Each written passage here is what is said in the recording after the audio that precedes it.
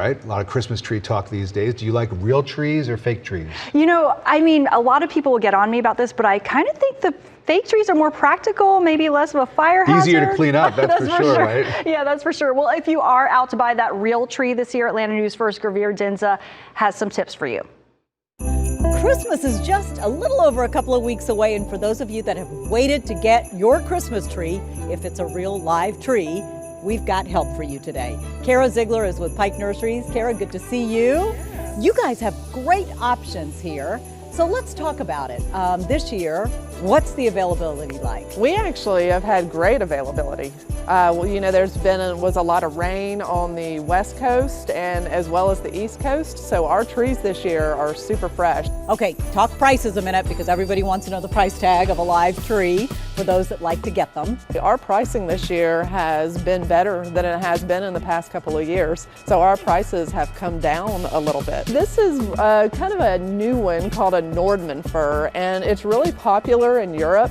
It has these nice glossy green leaves. It just has a really nice pyramidal look. I would say that if you've got really heavy ornaments, it's not as good for heavy ornaments, but it gives you a really nice look when it's lit, a real neat European look. So this is a noble fir, and this is what that traditional Christmas tree is. It has the pyramidal shape, it has that kind of blue, dense green look to it, and it has pretty sturdy branches. So if you've got a lot of heavy ornaments, this is a good one to choose. Flocked is one of my favorite as well. I think that they're so gorgeous when they're lit, and what's nice about them is that it seals in the needles. So it seems like it would be messy, but it actually isn't because it's just a paper and glue substance, so it's not toxic.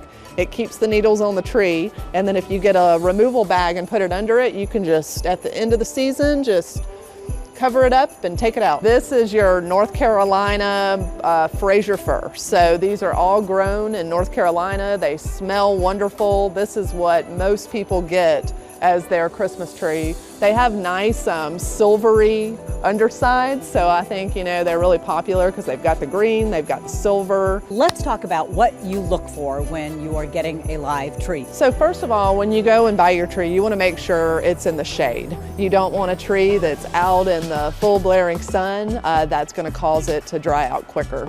Another thing, you want to look at flexibility in the branches. If it's nice and pliable and flexible, that means the tree's fresh and has had plenty of moisture and water. You also want your tree to be in a water bowl.